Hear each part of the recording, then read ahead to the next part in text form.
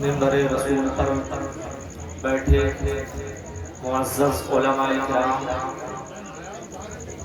و حفاظ کرام و ائمہ کرام اور تمام معزز حاضرین کرام، السلام علیکم ورحمۃ اللہ تعالی وبرکاتہ۔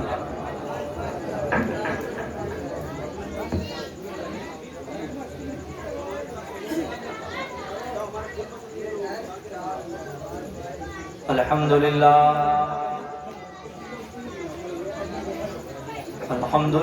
الذی ابدع الاخلاق والارضین، والصلاة والسلام علی سید المرسلین وعلی آلہ واصحابہ اجمعین،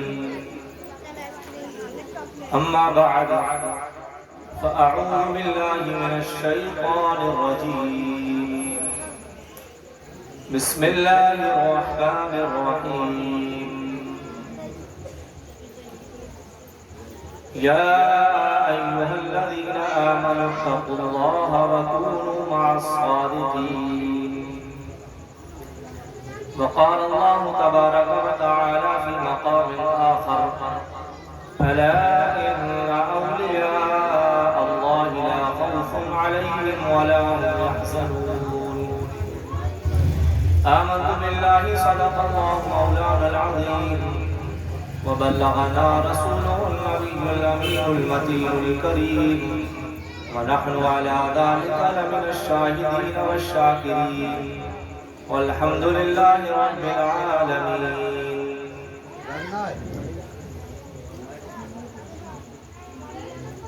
عزیزان ملت، آئیے سب سے پہلے ہم اور آپ آقائے نامدار مدنی تاجدار، ہم غریبوں کے غمگسار، صبح کائنات کے شمس و ضحیٰ، شام کائنات کے بدر الدجا، جناب محمد عربی روح فدا صلی اللہ علیہ وسلم کی بارگاہ بے کس پناہ میں درود و سلام کا نذرانہ عقیدت و محبت پیش کرتے ہیں۔ پڑھیں بابا سے بلند، اللہم صلی علی سیدنا و مولانا محمد وبارک وسلم، صلاۃ و سلام علیک یا رسول اللہ صلی اللہ علیہ وسلم۔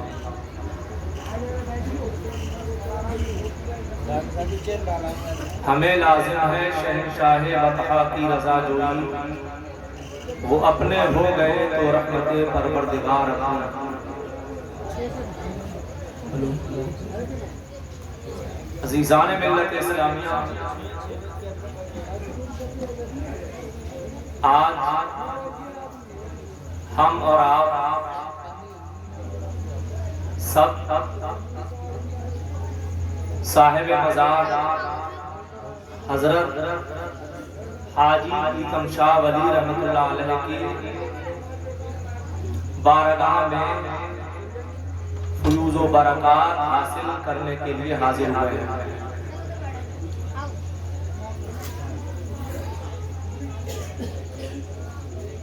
صاحب مزار علیہ الرحمہ کے بارے میں مجھے زیادہ علم نہیں ہے، بلکہ مجھے ابھی پتہ چلا کہ عرس مبارک ہے، اور ان کا نام، جن کا عرس مبارک ہے ان کا نام پریتم شاہ ولی ہے، اور وہ اب میری نظروں کے سامنے لکھا ہوا ہے۔ بہرحال میں آپ کے سامنے حاضر آیا اللہ تبارک و تعالی ہمیں اور آپ سبھی کو ان کے فیوز و برکات سے فیض یافتہ فرمائے۔ انداز بیان گرچہ بہت شوق نہیں ہے، انداز بیان گرچہ بہت شوق نہیں ہے، شاید کہ تیرے دل میں اتر جائے میری بات۔ معزز سامعین، تھوڑی دیر آپ گفتگو کو سماعت کریں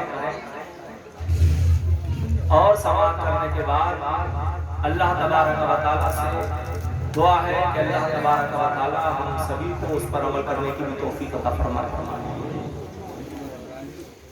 خطبہ مسمونہ میں نے 2 آیتیں تلاوت کی قرآن کریم کی الگ الگ۔ ایک میں اللہ تبارک و تعالیٰ ارشاد فرماتا ہے، خبردار بے شک آگاہ ہو جاؤ، اللہ کے ولیوں کو نہ کوئی خوف ہے اور نہ کوئی غم۔ اور دوسری آیت پڑھی، اس کا ترجمہ یہ ہے، اللہ فرماتا ہے اے ایمان والو اللہ سے ڈرو اور سچوں کے ساتھ ہو جاؤ۔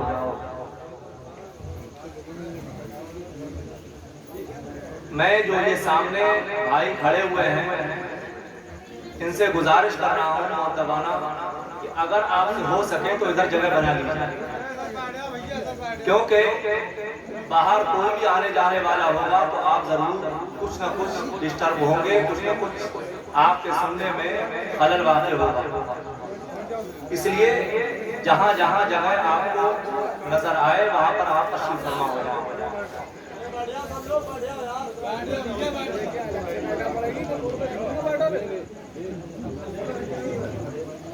کیونکہ ہمارے اور آپ کے یہاں پر آنے کا مقصد جو حضرات اسٹیج پر تشریف فرما ہے یہ آپ کو کچھ بتائیں گے اور آپ ان کو سنیں، تبھی آج کی شب کا کچھ ہمیں فائدہ حاصل ہوگا۔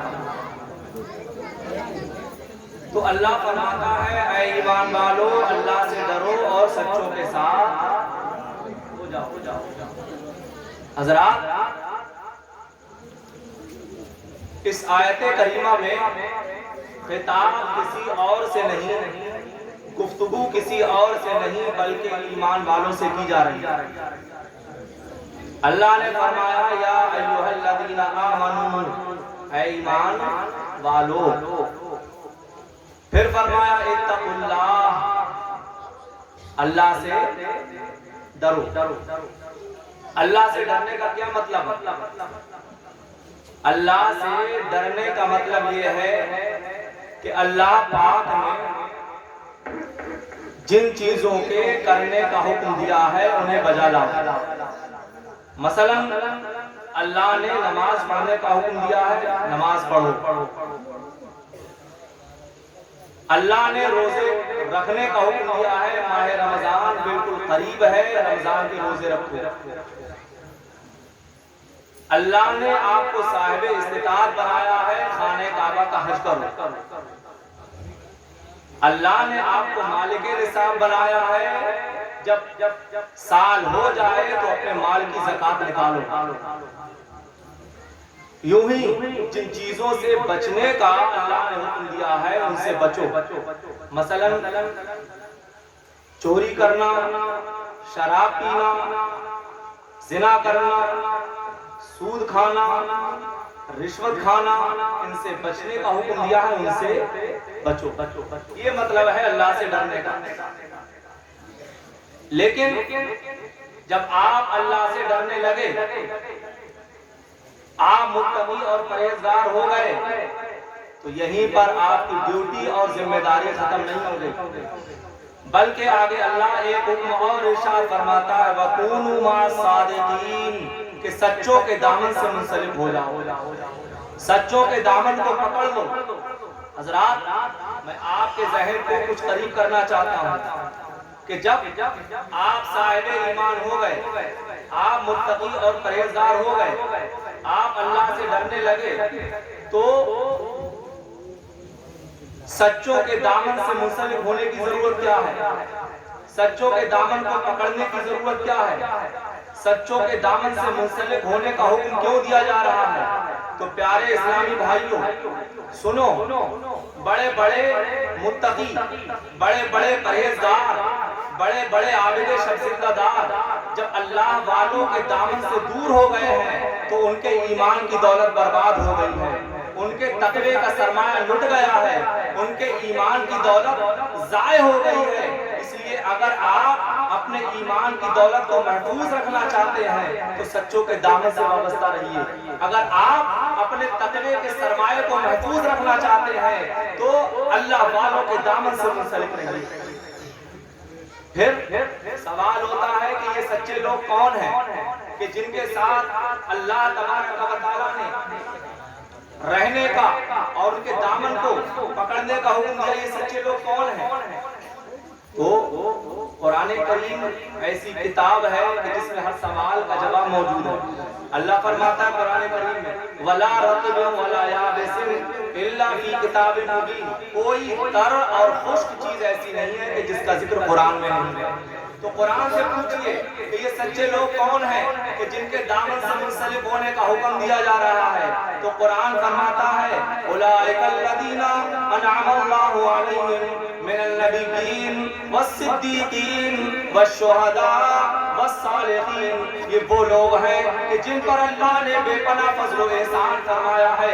ये नबिय्यीन हैं, ये सिद्दीकीन हैं, ये शुहदा और सालिहीन हैं। ये वो सच्चे लोग हैं कि उनके दामन से आप मुंसलिक रहिए, उनके दामन को पकड़ लीजिए और फिर आपकी जिंदगी में कैसा भी इख्तिलाफ रूनुमा हो, चाहे दुनियावी जिंदगी का इख्तिलाफ हो, चाहे दीनी जिंदगी का इख्तिलाफ हो, उनकी अमली जिंदगी का जायजा लीजिए और फिर उस मसले का फैसला और तस्वीर तलाश कीजिए। आपके सारे के सारे इख्तिलाफात दूर होते हुए नजर आएंगे। आपको दूर कहीं जाने की जरूरत नहीं है। तो ऐसे सालिहीन के दामन से आपको वाबस्ता रहना है। उन्हीं सालिहीन में से एक बहुत ही अजीम और जलील क़द्र मुहद्दिस और आलिम दीन हजरत इमाम अहमद इब्न हंबल हैं। कौन है? इमाम अहमद इब्न हंबल, नाम सुना ना आपने? चार इमाम हैं जिनकी तकलीद और पैरवी की जाती है। आप कौन से इमाम की तकलीद और पैरवी करते हैं? इमाम आज़म, माशाअल्लाह इमाम आज़म। ऐसे ही इमाम अहमद इब्न हंबल रज़ियल्लाहु ताला अन्हु, इमाम अहमद इब्न हंबल रज़ियल्लाहु ताला अन्हु, जिनको लाखों लाख की तादाद में हदीसें याद थी, पूरी जिंदगी इल्म दीन की इशाअत में, हदीसे पाक की इशाअत में सर्फ कर दी और अल्लाह ने उसका वो सिला उन्हें अता फरमाया कि जब इमाम अहमद इब्न हंबल रज़ियल्लाहु ताला अन्हु का इंतकाल बगदाद शरीफ की सरजमीन पर सन 240 हिजरी के अंदर हुआ है, तो मुल्ला अली क़ारी रहमतुल्लाह अलैह ने जहां इमाम अहमद इब्न हंबल के हालात लिखे ना, वहीं पर ये भी लिखा है कि जिस दिन इमाम अहमद इब्न हंबल का इंतकाल बगदाद शरीफ की सरजमीन पर हुआ है, उस रोज 20 लाख मुसलमानों ने आपकी नमाज जनाजा में शिरकत फरमाई है। सुभान अल्लाह। हजरात आप गौर फरमाएं, वो दौर 240 हिजरी का यानी तकरीबन आज से 1200 साल पहले, वो दौर मीडिया का दौर नहीं था, वो दौर मोबाइल और इंटरनेट का दौर नहीं था, वो दौर अखबार और रसाइल का दौर नहीं था। लेकिन जब इमाम अहमद इब्न हंबल रज़ियल्लाहु ताला अन्हु का इंतकाल हुआ बगदाद की सरजमीन पर, तो आपके जनाजे की खबर जंगल की आग की तरह पूरे के पूरे बगदाद में फैल गई। चारों तरफ से मुसलमान, चारों तरफ से इंसान बगदाद शरीफ की तरफ रुख कर रहे हैं। कोई प्यादा आ रहा है, कोई घोड़े पे बैठ के आ रहा है, कोई खच्चर पे आ रहा है। हर तरफ टोपियां ही टोपियां नजर आ रही थी, हर तरफ मुसलमान ही मुसलमान नजर आ रहे थे और 25 लाख मुसलमानों ने आपकी नमाज जनाजा में शिरकत फरमाई है। और सिर्फ यही नहीं बल्कि मुल्ला अली क़ारी रहमतुल्लाह अलैह फरमाते हैं कि जिस दिन इमाम अहमद इब्न हंबल का इंतकाल हुआ है, उस रोज 20,000 काफिरों ने इस्लाम को भी कबूल कर लिया है। सुभान अल्लाह।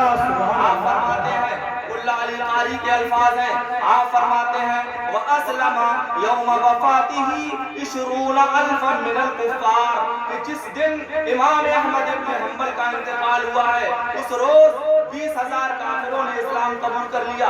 ان سے پوچھا گیا کہ آپ یہ بتائیے کہ اب تک تو آپ لوگ کفر پر تھے، اب تک آپ لوگ شرک پر تھے، آج آپ نے اسلام کا کلمہ کیسے پڑھ لیا، آج آپ اسلام کے دامن سے کیسے وابستہ ہو گئے؟ تو انہوں نے جواب دیا کہ جس آدمی کی نماز جنازہ میں اتنے زیادہ لوگ شریک ہوں وہ آدمی جھوٹا نہیں ہو سکتا۔ جس نبی کی غلامی کا پٹا وہ اپنے گلے میں ڈالے ہوئے ہے وہ نبی بھی جھوٹا نہیں ہو سکتا۔ جس کتاب کا وہ ماننے والا ہے وہ کتاب بھی جھوٹی نہیں ہو سکتی۔ اس لیے ہم سب نے اسلام کی حقانیت، اسلام کی صداقت کو تسلیم کرتے ہوئے اسلام کا کلمہ پڑھ لیا ہے اور ہم سب حلقہ بگوش اسلام ہو گئے۔ نعرہ تکبیر، نعرہ رسالت، لبیک لبیک لبیک لبیک، نعرہ تکبیر، نعرہ رسالت، سرکار کی آمد، سرکار کی آمد، دلدار کی آمد، نعرہ تکبیر۔ اور آپ کی صداقت اور حقانیت کی ایک پہچان یہ بھی ہے کہ آپ کا انتقال کب ہوا؟ بتایا میں نے 240 ہجری کے اندر، 240 ہجری کے اندر آپ کو بغداد شریف کے اندر دفن کیا گیا۔ آج بھی آپ کی قبر مرجع خلائق ہے، لوگ جاتے ہیں فیوز و برکات سے مالا مال ہوتے ہیں۔ 240 ہجری کے اندر آپ کو قبر مقدس کے اندر دفن کیا گیا۔ اس کے ٹھیک 230 سال کے بعد آپ کی قبر انور شق ہو گئی، قبر انور کھل گئی اور لاکھوں لاکھ کی تعداد میں لوگوں نے اپنی ماتوں کی نگاہوں سے دیکھا کہ امام احمد بن حنبل رضی اللہ تعالیٰ عنہ بالکل گلاب کے پھول کی طرح تر و تازہ ہے، اور زمین نے نہ ان کے کفن کو سڑایا ہے نہ گلایا ہے، اور آپ ایسے لگ رہے تھے جیسے کہ گلاب کے پھول کی طرح تر و تازہ ہے۔ ملا علی قاری فرماتے ہیں فَوَجِدَ كَفَنُهُ صَحِيحًا لَمْ يَبُلَّ وَجُثَّتُهُ لَمْ تَتَغَيَّرْ، کہ آپ کا کفن مبارک اس حال میں پایا گیا کہ زمین نے نہ اس کو سڑایا تھا، زمین نے نہ اس کو گلایا تھا، اور آپ کا جسم مبارک بھی متغیر نہیں ہوا تھا، ایسا لگ رہا تھا جیسے آج ہی آپ کو قبر کے اندر دفن کیا گیا ہے۔ سبحان اللہ، یہ اللہ والے، ایسے اللہ والوں کے دامن سے آپ کو وابستہ رہنا ہے۔ جیسا بھی اختلاف ہو سارے کے سارے اختلافات دور ہوتے ہوئے نظر آئے۔ عزیزان ملت، اب اس کے بعد میں دور آتا ہے غوث پاک کا۔ سید الاولیاء غوث پاک رضی اللہ تعالیٰ عنہ کی ولادت کب ہوئی؟ ماشاءاللہ 470 ہجری کے اندر، اور ایک اور روایت ہے 471 ہجری بھی، ایک سال کا فرق ہے۔ 470 یا 471 ہجری کے اندر آپ کی ولادت ہوئی، غوث پاک کا زمانہ آیا، اور اس واقعے کے راوی ہیں حضرت علی ابن حیدی رضی اللہ تعالیٰ عنہ۔ کون؟ نام لیجئے، بڑا پیارا نام ہے، اس نام کی برکتیں آپ کو بتا رہا ہوں۔ حضرت علی ابن حیدی، کہیے علی ابن حیدی رضی۔ اس روایت کے یہی راوی ہیں، اتنے پائے کے بزرگ اور ولی ہیں کہ بغداد کے ان 4 اولیاء کرام میں ان کا شمار ہوتا ہے جو اللہ کے حکم سے کثرت کے ساتھ مرد جلا دیا کرتے ہیں،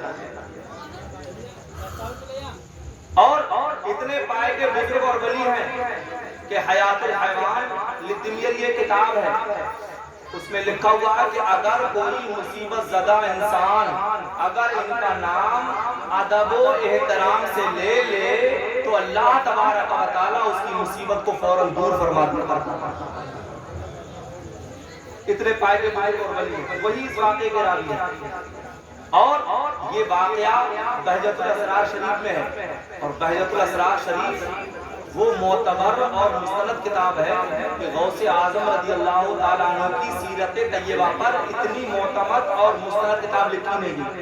اعلیٰ حضرت امام احمد رضا نبر اللہ تعالیٰ مرقدہ بھی اس کتاب کی تعریف فرماتے ہیں فتاوی رضویہ شریف میں. سارے واقعات بالکل حدیث کے انداز میں لکھے گئے ہیں، مستند انداز میں ہے. اور اس واقعے کے راوی حضرت علی بن حدی.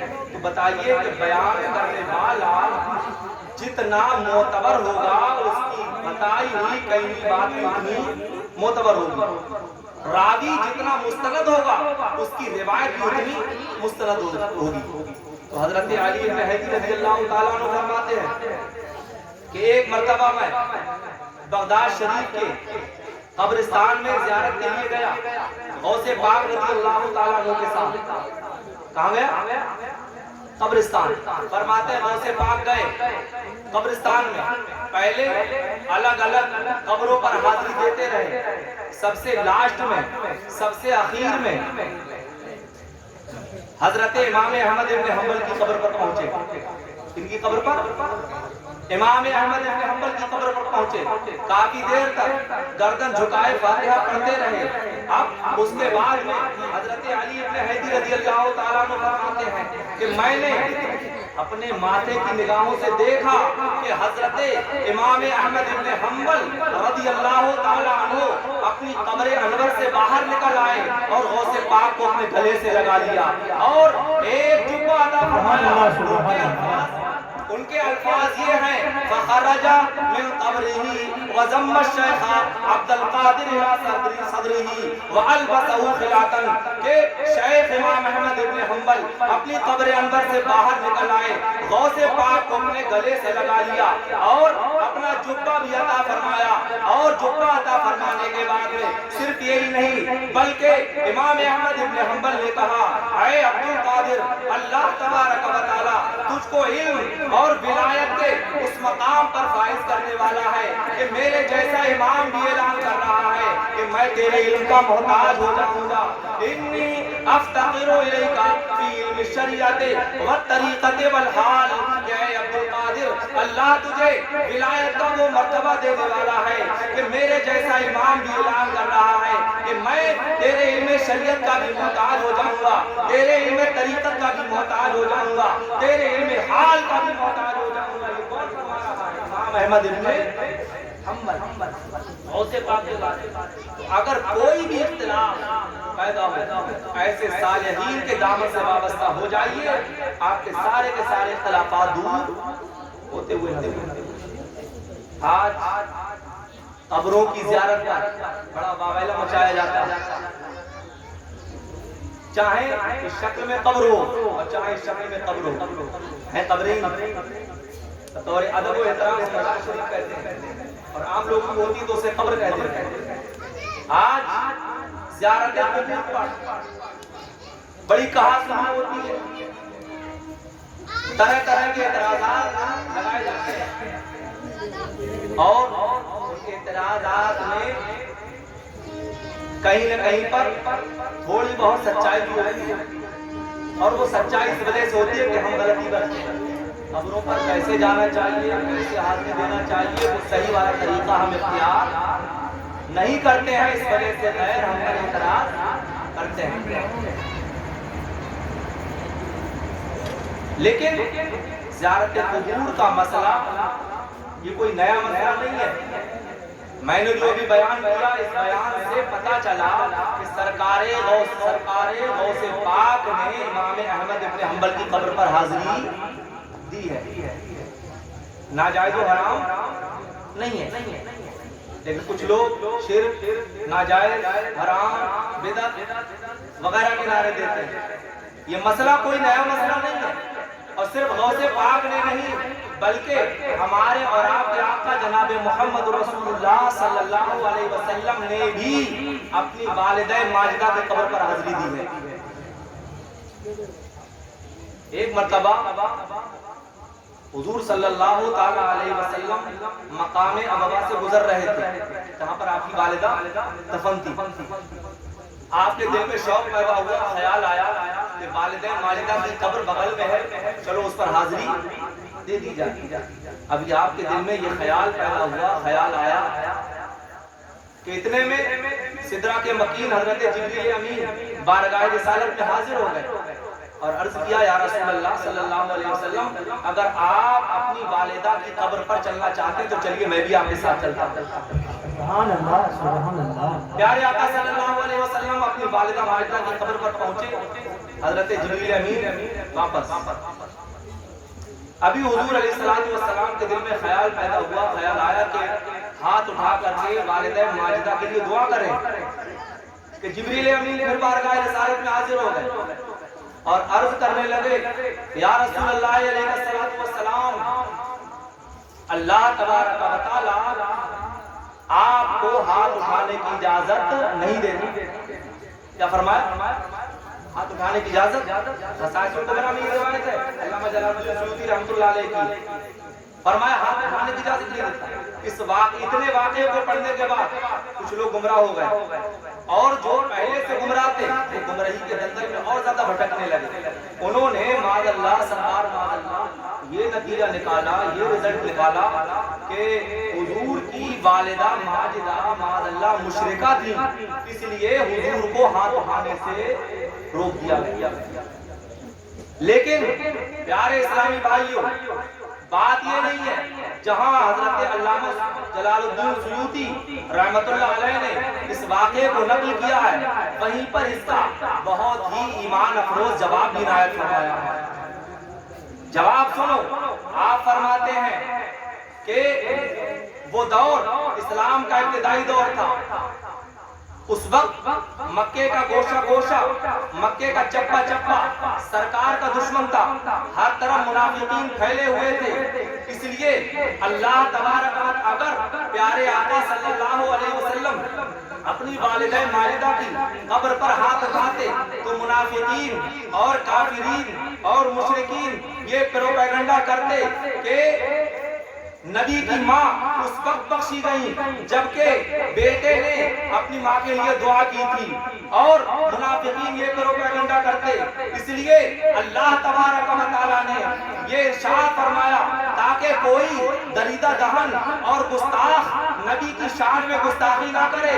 اور اللہ نے فرمایا اے نبی آپ کو اپنی ماں کے لیے ہاتھ اٹھانے کی ضرورت ہی کیا ہے, آپ کی ماں تو بخشی بخشوائی ہے. اور صرف آپ کی ماں نہیں بلکہ آپ کا نور جن جن اسرار و ارحام سے ہوتا ہوا گزرا ہے, جتنے بھی آپ کے دادا ہیں, جتنے بھی آپ کی دادیاں ہیں, سب کی سب بخشی بخشوائی ہے. آپ کو ہاتھ اٹھانے کی ضرورت ہی نہیں ہے. حدیث پاک ہے, کتاب الشفا میں ہے, اللہ کے رسول فرماتے ہیں لم ازل انقلو من اصلاب الطاہرین الى ارحام الطاہرہ. مصطفیٰ جان رحمت فرماتے ہیں کہ میں ہمیشہ پاک سلبوں سے پاک رحموں میں منتقل ہوتا رہا, یہاں تک کہ حتی اخرجنی بین ابویہ, یہاں تک کہ اللہ تبارک و تعالیٰ نے مجھ کو میرے والدین کے درمیان سے پیدا فرمایا. کیا مطلب ہے اس حدیث پاک کا؟ مصطفیٰ جان رحمت فرما رہے ہیں کہ میرا نور کبھی بھی ناپاک جگہ نہیں رکھا گیا. میرا نور جہاں جہاں رکھا گیا وہ سب کے سب پاک و صاف تھے, وہ سب کے سب طیب و طاہر تھے. حضرت آدم سے لے کر کے حضرت عبداللہ تک, حضرت حوا سے لے کر کے حضرت آمنہ تک میرا نور جہاں جہاں رکھا گیا وہ سب کے سب پاک و صاف تھے, وہ سب کے سب طیب و طاہر تھے, وہ سب کے سب طیب و طاہر تھے. کیونکہ مشرک ناپاک ہوتا ہے, رسول اللہ کی ماں مشرکہ نہیں تھی کیونکہ مشرک ناپاک ہوتا ہے. قرآن ہمارا فرماتا ہے انما المشرکون نجس, مشرک ناپاک ہوتا ہے. اور نبی فرما رہے ہیں کہ میرا نور جہاں جہاں رکھا گیا وہ سب کے سب پاک و صاف تھے, سب کے سب طیب و طاہر تھے. اس لیے ماننا پڑے گا کہ حضور کی والدہ معاذ اللہ مشرکہ نہیں تھی بلکہ طیب و طاہر تھی, پاک و صاف تھی. مشکات شریف کی حدیث ہے, اس کی وضاحت ہو جائے گی. مشکات شریف کی حدیث ہے کہ اللہ کے رسول صلی اللہ تعالی علیہ وسلم صحابی ہیں, تو ان صحابی رسول نے اپنی ایک لونڈی کو, اپنی ایک خادمہ کو ایک دسترخوان دیا. کیا دیا؟ ایک دسترخوان دیا اور اسے حکم دیا کہ اس دسترخوان کو دھل کر کے لے کر کے آ جاؤ. وہ لونڈی گئی، اس نے دسترخوان کا کونا پکڑا اور آگ کے دہتے ہوئے شولوں میں ڈال دیا۔ آقا نے کہا اے لونڈی، میں نے تجھے دسترخوان دھلنے کے لیے دیا تھا، آگ میں ڈالنے کے لیے نہیں۔ تو اس لونڈی اور خادمہ نے جواب دیا اے آقا، یہ مجھے بھی معلوم ہے کہ آگ کا کام جلانا ہے، پانی کا کام دھلنا ہے، لیکن میں نے اپنی ماتے کی نگاہوں سے دیکھا۔ مشکات شریف کی حدیث ہے، وہ کہتی ہیں کہ میں نے اپنے ماتے کی نگاہوں سے دیکھا کہ اسی دسترخوان پر ایک روز رسول اللہ صلی اللہ علیہ وسلم نے کھانا تناول فرمایا تھا، اور کھانا تناول فرمانے کے بعد میں اسی دسترخوان سے اپنے ہاتھوں کو پوچھا تھا، اپنے ہاتھوں سے چھوا تھا اس دسترخوان کو۔ اس وقت میرا ایمان بول رہا تھا، میرا عقیدہ بول رہا تھا کہ جس چیز سے رسول اللہ کی انگلیاں مس ہو جائیں، جس چیز سے رسول اللہ کی انگلیاں ٹچ ہو جائیں، اس پر دنیا کی آگ حرام ہو جاتی ہے۔ تو آپ بتائیے کہ جس شکم مادر میں، جس ماں کے پیٹ میں نور مصطفیٰ 9 ماہ تک رہا ہو، اس کو جہنم کی آگ کیسے جلا سکتی ہے؟ پتہ چلا کہ رسول اللہ کی والدہ ماجدہ معاذ مشرکہ نہیں تھی۔ تو پتہ یہ چلا کہ قبروں پر حاضری دینا یہ رسول اللہ صلی اللہ علیہ وسلم سے بھی ثابت ہے۔ اور صرف یہی نہیں، مشکات شریف میں ایک جگہ یہ بھی ہے کہ ہمارے اور آپ کے پیارے آقا سال بسال شہدائے احد کی قبروں پر حاضری دیتے رہے، شہدائے احد کی قبروں پر حاضری دیتے رہے۔ اور میرے آقا صلی اللہ علیہ وسلم جب اس دنیا سے ظاہری طور پر رخصت ہو گئے تو آپ کو دفن کر دیا گیا۔ کہاں دفن کیا گیا؟ کہاں دفن کیا گیا؟ مدینہ شریف میں حضرت عائشہ صدیقہ رضی اللہ تعالیٰ عنہ کے حجرے میں، حجرہ عائشہ میں آپ کو دفن کر دیا گیا۔ تو حضرت عائشہ صدیقہ رضی اللہ تعالیٰ عنہ کا بھی یہ معمول تھا کہ آپ آتی اور قبر پر حاضری دیتی۔ اس کے بعد میں حضرت ابوبکر صدیق رضی اللہ تعالیٰ عنہ خلیفہ بنے، اور تقریباً 2 سال تک بڑے شان و شوکت کے ساتھ امور خلافت کو انجام دیا، اور آپ بھی اس دنیا سے رخصت ہو گئے۔ حجرہ عائشہ میں آپ کو بھی دفن کر دیا گیا۔ حضرت عائشہ صدیقہ آتی، پہلے حضور علیہ السلام کی قبر پر حاضری دیتی، پھر اس کے بعد میں حضرت ابوبکر صدیق کی قبر پر حاضری دیتی۔ اب حضرت ابوبکر صدیق رضی اللہ تعالیٰ عنہ کے بعد حضرت عمر رضی اللہ تعالیٰ عنہ خلیفہ ہوئے، اور تقریباً 8 سال تک شاہانہ کر و فر کے ساتھ فاتحانہ طریقے سے امور خلافت کو آپ نے انجام دیا۔ اور جب آپ بھی اس دنیا سے چلے گئے، آپ کو بھی حجرہ عائشہ میں دفن کر دیا گیا۔ عزیزان ملت اسلامیہ، اب بھی حضرت عائشہ آتی، پہلے حضور کی قبر پر حاضری دیتی، پھر حضرت ابوبکر صدیق کی قبر پر حاضری دیتی، سب سے لاسٹ میں حضرت فاروق اعظم کی قبر پر حاضری دیتی۔ لیکن اب آپ کے معمول میں، اب آپ کے عمل میں ایک تبدیلی آ گئی، ایک چینجنگ آ گئی۔ پہلے آپ آتی تھی تو آپ کے چہرے پر نقاب نہیں ہوتا تھا، آپ کے چہرے پر پردہ نہیں ہوتا تھا۔ جب صحابہ نے یہ دیکھا، لوگوں نے یہ دیکھا، تو ان سے پوچھا اے ام المومنین، اے مومنوں کی ماں، آپ یہ بتائیے کہ پہلے آپ آتی تھی تو آپ کے چہرے پر نقاب نہیں ہوتا تھا، آپ کے چہرے پر پردہ نہیں ہوتا تھا، لیکن اب آپ آتی ہیں تو اب آپ کے چہرے پر نقاب نہیں ہوتا ہے، نقاب ہوتا ہے۔ تو حضرت ام المومنین مسلمانوں کی ماں نے رضی اللہ تعالیٰ عنہ، انہوں نے جواب دیا کہ اے لوگوں سنو، پہلے حضور علیہ السلام دفن ہوئے، حضور علیہ السلام میرے باپ ہیں، باپ سے پردہ نہیں ہوتا ہے، اور اس کے بعد میں حضرت ابوبکر دفن کیے گئے، ابوبکر میرے باپ ہیں، ابوبکر میرے حضور علیہ السلام۔ عزیزان ملت اسلامیہ، تھوڑا سا تساہل ہو گیا۔ حضرت عائشہ رضی اللہ تعالیٰ عنہ نے فرمایا کہ حضور علیہ السلام میرے شوہر ہیں، شوہر سے پردہ نہیں ہوتا۔ اس کے بعد میں حضرت ابوبکر صدیق رضی اللہ تعالیٰ عنہ کی قبر بنی۔ حضرت ابوبکر صدیق رضی اللہ تعالیٰ عنہ میرے والد ہیں، والد سے پردہ نہیں ہوتا ہے۔ اب اس کے بعد میں حضرت عمر دفن کیے گئے ہیں، تو عمر جیسے غیر محرم سے میں شرم کرتی ہوں، اس لیے اپنے چہرے پر پردہ ڈال کے آتی ہوں۔ کیوں؟ ان کے الفاظ یہ ہیں، وہ فرماتی ہیں وَلَمَّا دُفِنَ عُمَرُ وَمَا دَخَلْتُ دفنتو الا وانا مردودۃ علی ثیابی، جب سے حضرت عمر دفن کیے گئے ہیں اس وقت سے میں اپنے چہرے پر پردہ ڈال آتی ہوں. کیوں؟ حیا من عمر، عمر سے حیا کرنے کی وجہ سے. عزیزان ملت اسلامیہ غور کیجئے، حیا عورتیں کس سے کرتی ہیں؟ شرم عورتیں کس سے کرتی ہیں؟ اس سے کرتی ہیں جو اس کو دیکھ رہا ہو. تو حضرت عائشہ صدیقہ رضی اللہ تعالیٰ عنہا نے اپنے عمل سے، اپنے معمول سے دنیا والوں کو یہ میسج اور پیغام دے دیا کہ اے دنیا والوں سنو، حضرت عمر رضی اللہ تعالیٰ عنہ حضور علیہ الصلوۃ والسلام اور حضرت صدیق اکبر رضی اللہ تعالیٰ عنہ اپنی قبر انور میں زندہ ہیں اور دوسروں کو فیض پہنچاتے ہیں. عزیزان ملت اسلامیہ بہرحال اس بات کو کافی وضاحت کے ساتھ بتا دیا کہ قبروں پر حاضری دینا یہ آج کا کوئی نیا مسئلہ. بات سمجھ میں آئی نہیں آئی؟ حضور علیہ السلام نے اپنی والدہ ماجدہ کی قبر پر حاضری دی، شہداء احد کی قبروں پر حاضری دی، اور حضرت عائشہ نے حضور علیہ السلام کی قبر پر حاضری دی، اور ابو بکر صدیق کی قبر پر حاضری دی، عمر فاروق کی. بہرحال عزیزان ملت اسلامیہ زیارت قبور جائز ہے. زیارت قبور کیوں؟ انہا ایک حدیث پاک کا ٹکڑا ہے، فإنها تذکر الآخرہ. حدیث پاک ہے تم تو نہیتکم عن زیارت القبور الا فزوروها فإنها تذکر الآخرہ. اللہ کے رسول فرماتے ہیں کہ پہلے میں نے تم کو قبروں کی زیارت سے روکا تھا. ایک وقت تھا اسلام میں کہ قبروں کی زیارت سے روکا گیا تھا، لیکن پھر حضور علیہ السلام نے اجازت دے دی. الا فزوروها، سنو قبروں کی زیارت کرو. کیوں؟ فإنها تذکر الآخرہ، اس لیے کہ قبروں کی زیارت کرنا یہ آخرت کی یاد دلاتا ہے. ہم قبرستان پہنچتے ہیں تو ہمارے ذہن میں یہ بات آتی ہے کہ آج جو لوگ یہاں پر مدفون ہیں، دفن کیے گئے ہیں، کل ہمیں بھی اسی طریقے سے آنا ہے. بہت ساری برائیوں سے جو لوگ بچنے والے ہوتے ہیں بچ جاتے ہیں. بہرحال قبروں کی زیارت کرنا جائز ہے، صحیح ہے، سنت ہے. اور زیارت قبر رسول کی تو نظر رسول میں بہت ہی زیادہ اہمیت ہے.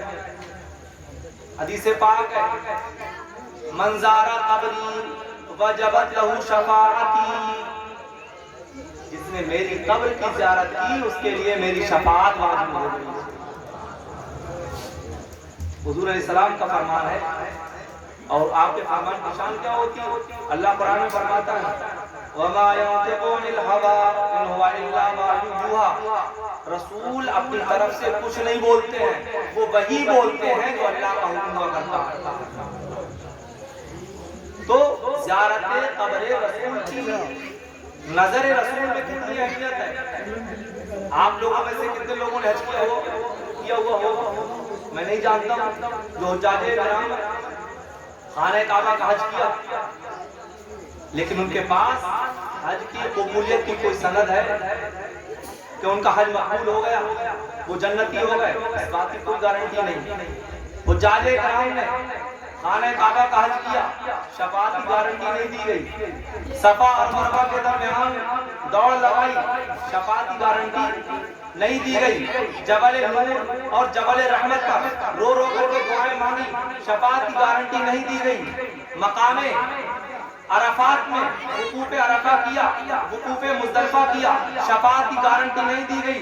لیکن اگر شفاعت کی گارنٹی دی جا رہی ہے تو قبر رسول کی زیارت کی بنیاد پر دی جا رہی ہے. سبحان اللہ سبحان اللہ. آپ یہ بتائیے کہ یہ قبروں کی طرف بلایا جا رہا ہے، یہ قبروں سے بھگایا جا رہا ہے؟ بلایا جا رہا ہے. اور بلانے کا انداز دیکھیے کتنا پیارا ہے. سبحان اللہ، کتنا پیارا ہے. جس طریقے سے ایک باپ اپنے بچے کو بلاتا ہے نا اپنی طرف، جب بچہ بھاگتا ہے، چھوٹا بچہ ہو بھاگتا تو بچے سے کہتا ہے کہ بیٹا آ جاؤ میں تمہیں پیسے دوں گا، آ جاؤ میں تمہیں چاکلیٹ دوں گا. تو بچہ ڈگمگاتے قدموں سے اپنے باپ کے پاس آ جاتا ہے. بالکل یہی حال، بالکل یہی منظر یہاں بھی نظر آ رہا ہے. میرے رسول فرما رہے ہیں کہ اے لوگوں، کل میدان محشر میں جب نفسی نفسی کا عالم ہوگا، کوئی کسی کا پرسان حال نہیں ہوگا. باپ بیٹے سے بھاگ رہا ہوگا، بیٹا باپ سے کترا رہا ہوگا. ایسے عالم میں اگر تم نے میری قبر کی زیارت کر لی، میرے روزے کی زیارت کر لی تو میں تمہاری سفارش کروں گا، تم اسی لالچ میں میری قبر پر آ جاؤ۔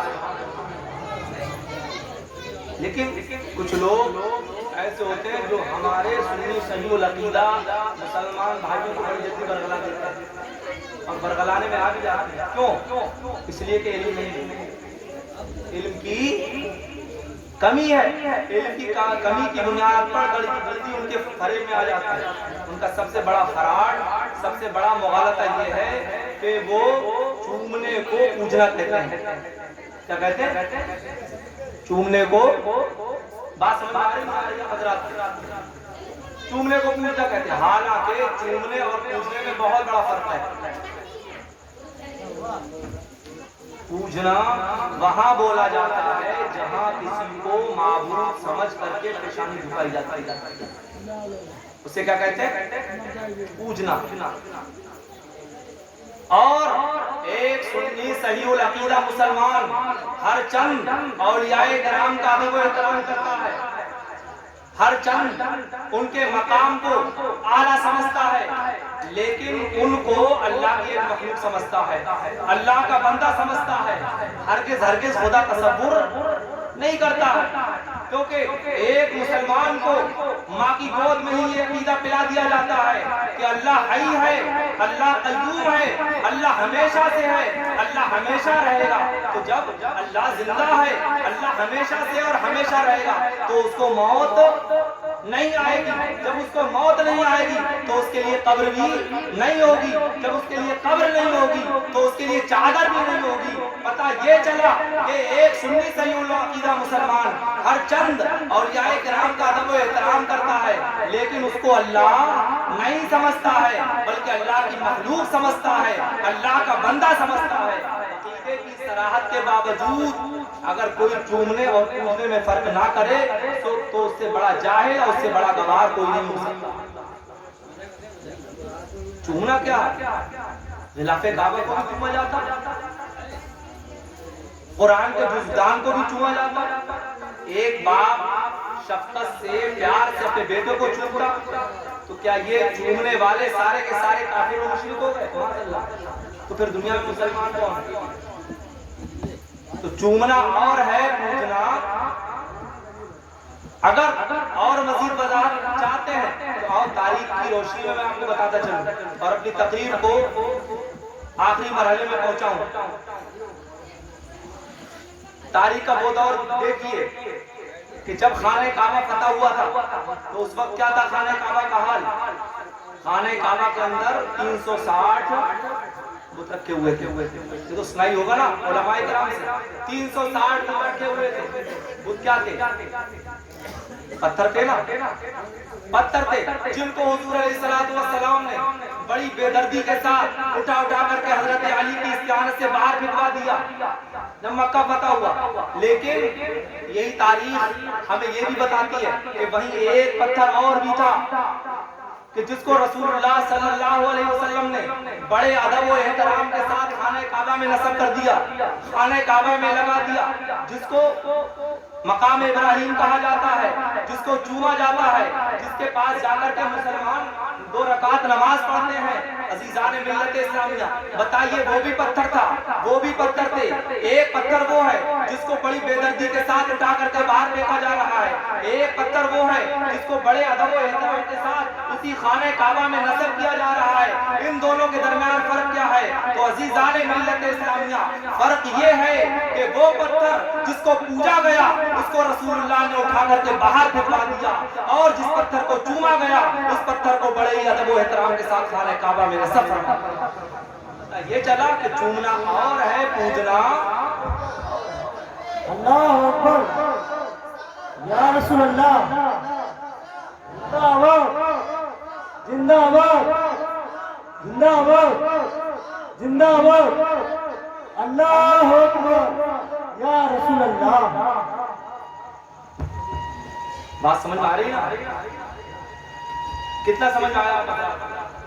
بس ایک لفظ میں تھوڑا سا بتا، اتنا تو سمجھ میں آ گیا ہوگا کہ قبر کی زیارت کرنا صحیح ہے، قبر کی زیارت کرنا صحیح ہے، جائز ہے۔ لیکن کیسے کرنا چاہیے، طریقہ کیا ہے وہ معلوم ہے؟ آج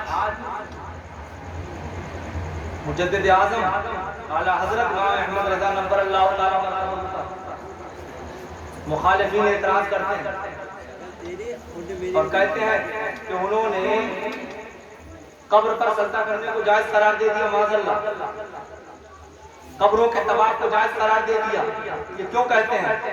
اس میں صرف اور صرف ہماری غلطی ہے۔ ہم قبروں پر جاتے ہیں، مزاروں پہ جاتے ہیں، جس طریقے سے حاضری دینا چاہیے ویسے حاضری نہیں دیتے۔ اس لیے وہ کہتے ہیں اگر اعلیٰ حضرت کی کتابوں کا مطالعہ کیا جائے گہری نظر سے تو اعلیٰ حضرت امام احمد رضا نبر اللہ تعالیٰ مرتبہ اتنے محتاط، مجدد اور عالم دین ہیں کہ آپ کبھی ان الزامات کا شکار نہیں ہوئے، لیکن جو الزامات لگائے جاتے ہیں وہ ہمارے عمل کی بنیاد پر، ہم نے اپنے عمل کو خراب کر لیا۔ اعلیٰ حضرت اتنے محتاط، مجدد اور عالم دین ہیں کہ آپ فرماتے ہیں، وہ کہتے ہیں کہ انہوں نے طواف کو جائز قرار دے دیا۔ اعلیٰ حضرت فرماتے ہیں کسی بھی جگہ کا طواف نہ کیا جائے، چاہے وہ مزار ہو، چاہے وہ مسجد ہو، چاہے وہ مدرسہ ہو، کسی بھی چیز کا طواف جائز نہیں۔ کیوں؟ لأن الطواف من مختصات الکعبہ، اس لیے کہ طواف کرنا یہ خانہ کعبہ کی خصوصیت ہے، طواف صرف خانہ کعبہ کیا جا سکتا ہے۔ اعلیٰ حضرت اتنے محتاط، مجدد اور عالم دین ہیں کہ آپ نے، وہ کہتے ہیں کہ انہوں نے سجدہ تعظیمی کو جائز قرار دیا۔ اعلیٰ حضرت نے پوری ایک کتاب لکھ دی جس کا نام ہے الزبدۃ الزکیہ لتحریم سجود التحیہ۔ اس میں آپ نے صاف صاف لکھ دیا کہ غیر اللہ کو سجدہ تعظیمی بھی ناجائز و حرام ہے، سجدہ عبادت تو کفر ہے ہی۔ دیکھیے اتنے محتاط ہیں لیکن پھر بھی اعتراض کرتے ہیں دوسرے، کیوں کرتے ہیں؟ صرف اس لیے کہ ہم قبروں پر جاتے ہیں، مزاروں پر جاتے ہیں، صحیح طریقے سے حاضری نہیں دیتے، جاتے ہیں مزاروں پہ سیدھے سر رکھ دیا، سجدے والا انداز اپنا لیا، قبروں کو بری طریقے سے، مزاروں کو بری طریقے سے چھو رہے ہیں۔ یہ شرعی طریقہ نہیں ہے، یاد رکھیے۔ شرعی طریقہ کیا ہے؟ اعلیٰ حضرت فرماتے ہیں کہ قبروں پر جاؤ، مزاروں پہ جاؤ تو قبروں کو ٹچ نہ کرو، قبروں کو بوسہ نہ دو، قبروں کو مت چومو۔ کیوں؟ ایک مرتبہ سوال کیا گیا اعلیٰ حضرت سے کہ بوسہ قبر کے بارے میں، کہ قبر کا بوسہ لینا کیسا ہے؟ آپ نے فرمایا کہ بوسہ قبر دو چیزوں کے درمیان دائر ہے، دو چیزوں کے درمیان بوسہ قبر گھومتا ہے۔ ایک آپ نے فرمایا ایک ہے مانع اور ایک ہے ادب۔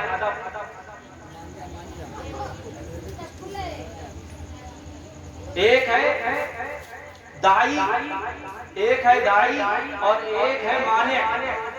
دائی محبت ہے، کیا ہے؟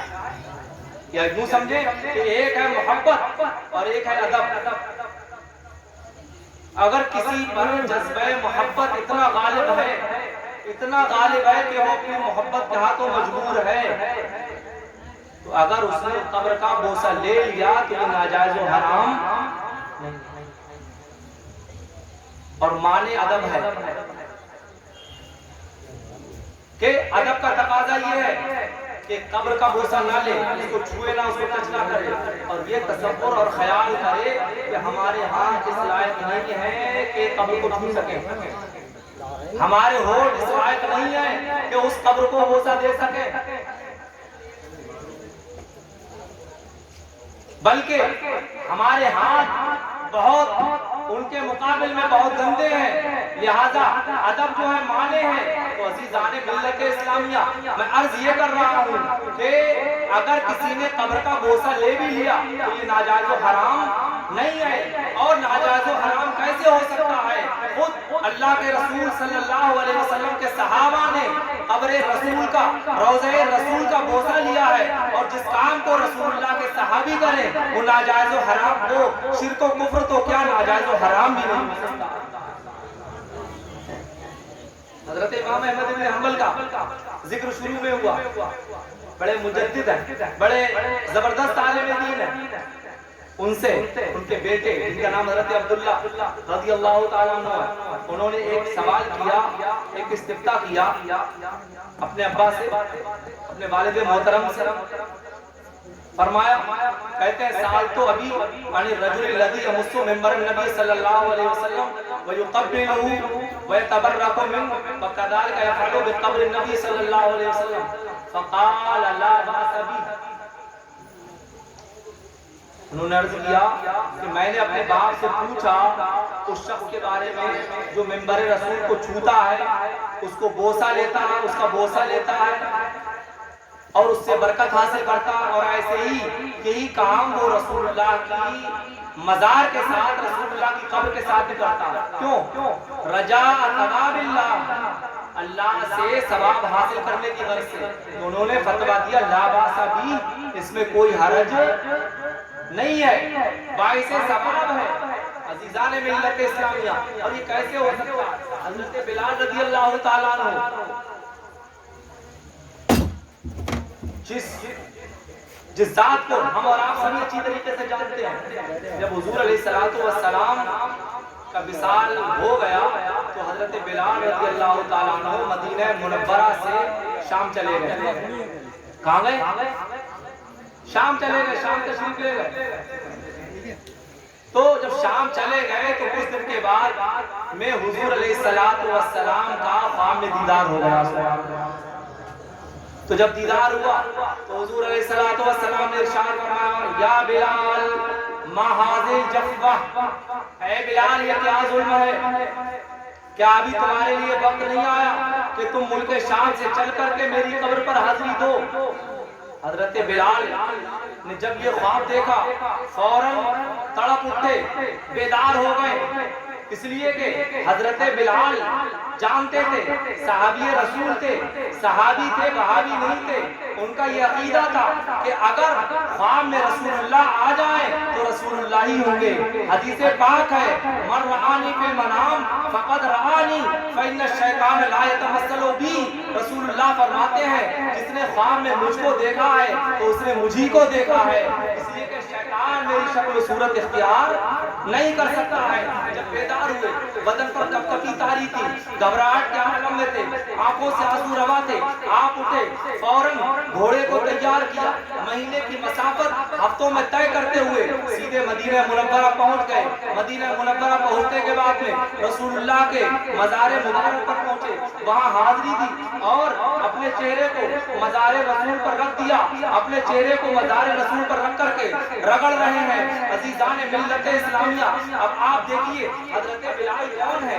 صحابی رسول ہیں کہ نہیں ہے؟ صحابی رسول ہیں، اور صحابی کا عمل ہم اہل سنت و جماعت کے لیے حجت ہوا کرتا ہے. اس لیے کہ رسول اللہ نے فرمایا ہے اصحابی کا نجوم بأیہم اقتدیتم اہتدیتم، میرے صحابہ آسمان کے ستارے ہیں، ان میں سے جس کی تم پیروی کرو گے ہدایت پا جاؤ گے. سبحان اللہ.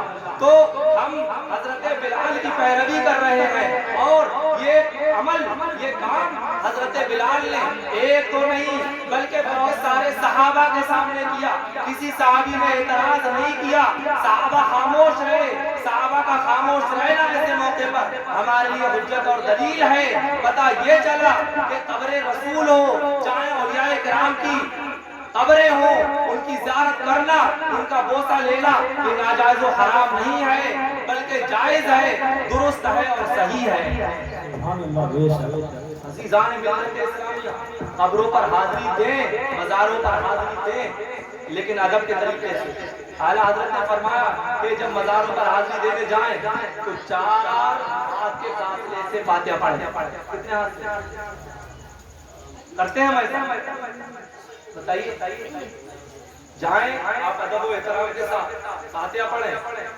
جو کچھ اللہ سے مانگنا ہے ان کو وسیلہ بنا کر کے اللہ سے مانگیں. اللہ کے محبوب بندے ہیں، وسیلہ اللہ کو محبوب اور پسند ہے. اب دعا کریں، دعا کرنے کے بعد واپس آ جائیں. یہی صحیح طریقہ. یہ سمجھ میں آ رہا ہے نہیں آ رہا؟ شاید نئی بات نہیں کری ہوگی آپ کی. صحیح طریقہ یہی ہے، لیکن ہم اور آپ کیا کرتے ہیں؟ آج عموماً ایسا ہی ہے کہ ہم مزاروں پر جاتے ہیں، پورا سر رکھ دیا اور بالکل ایک سجدے والی شکل اختیار کر لیتے ہیں۔ اللہ تعالیٰ فرماتے ہیں 4 ہاتھ کے فاصلے سے فاتحہ پڑھیں۔ اور عزیزان ملت اسلامیہ، آراس کی طرف، عرسوں کی طرف ہماری توجہ بہت زیادہ ہوتی ہے۔ عرس کرنا جائز ہے، درست ہے، قبروں کی زیارت سنت ہے، مزاروں کی زیارت سنت ہے، لیکن فرض و واجب نہیں ہے۔ جو مستحب کام ہے، جو سنت کام ہے، ان کی طرف تو ہماری توجہ بہت زیادہ ہوتی ہے، لیکن جو فرائض اللہ نے ہمارے اوپر عائد کیا ان کی طرف ہم توجہ نہیں کرتے۔ نماز پڑھنا کیا ہے؟ فرض ہے۔ کتنا پڑھتے ہیں ہم لوگ؟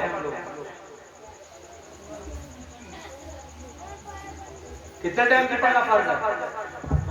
5 ٹائم کی۔ کتنا پڑھتے ہیں؟ ہم میں سے کتنے لوگوں نے عشاء کی نماز پڑھی؟ اللہ ماشاء اللہ۔ قبروں پر یا مزارات پر حاضری کے سلسلے میں روز محشر میں پوچھا جائے گا، نماز کے بارے میں ضرور پوچھا جائے گا آپ سے روز قیامت۔ حدیث پاک ہے ان اول ما يحاسب به العبد يوم القيامه الصلاۃ، قیامت کے دن سب سے پہلے جس کا حساب ہوگا اعمال میں سے وہ کیا ہے؟ نماز ہے۔ نماز، روزہ، زکات، حج، ان کے بارے میں ہم سے پوچھا جائے گا، لیکن ہم ان کی طرف توجہ نہیں کرتے۔ یہی توجہ کرنے کی چیز ہے، ہمیں جو اللہ تبارک و تعالیٰ نے پیدا کروایا ہے، اس لیے اپنی عبادت کے لیے وما خلقت الجن والانس الا لیعبدون۔ اللہ فرماتا ہے کہ میں نے جنات اور انسان کو صرف اپنی عبادت کے لیے پیدا فرمایا۔ اللہ کی عبادت کریں، اسی میں ہماری بھلائی ہے، دنیا میں بھی ہماری کامیابی ہے اور آخرت میں بھی ہماری کامیابی ہے۔ اللہ تبارک و تعالیٰ سے دعا ہے کہ اللہ تبارک و تعالیٰ ہم سب کو شرعی احکام پر عمل کرنے کی توفیق عطا فرمائے، اور جو اسلامی طریقے ہیں ان طریقوں پر عمل کرنے کی توفیق عطا فرمائے، انہی طریقوں سے چلنے کی توفیق عطا فرمائے، اور اللہ تبارک و تعالیٰ صاحب مزار کے فیض و برکات سے ہم سب کو فیضیاب فرمائے۔ استغفر اللہ ربی من کل ذنب واتوب الیہ وآخر دعوانا ان الحمد للہ رب العالمین۔ السلام علیکم۔